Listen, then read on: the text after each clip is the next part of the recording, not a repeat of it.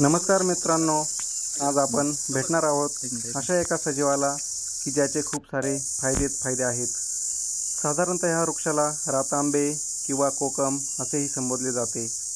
कोकण किनारपट्टी, महाराष्ट्र आणि गोव्याच्या किनारपट्टी भागात तसेच सह्याद्रीच्या पश्चिम उतारावर ह्या वृक्षाचा आढळ असतो।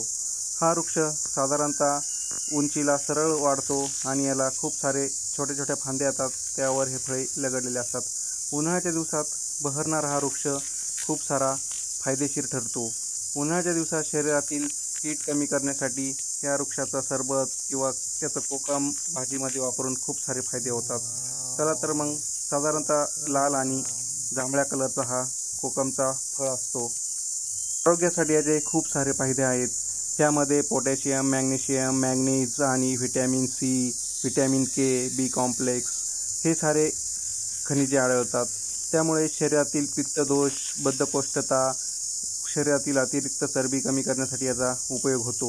ज्या लोकांना मधुमेहाचा त्रास आहे किंवा हृदयासंबंधित तक्रारी आहेत त्यासाठी याचा खूप फायदेशीर ठरतात।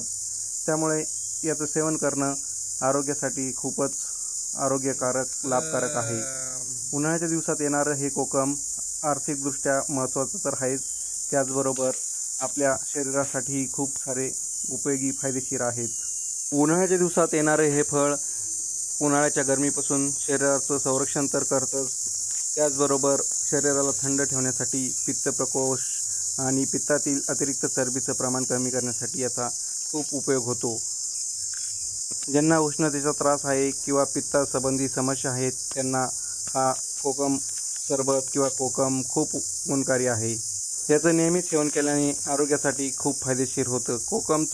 कोकम सरबत, कोकम आगळ तसंच कोकम भाजीमध्येही आपण वापरू शकतो। त्यामुळे शरीरासाठी खूप सारे फायदे होतात। चला तर मग जाणून घेऊया कोकमपासून बनणारे वेगवेगळे पदार्थ। कोकमपासून कोकम ऑइल, कोकम बटर यासारखेही पदार्थ बनवले जातात। तर नेहमी सेवन करा कोकम। धन्यवाद मित्रांनो।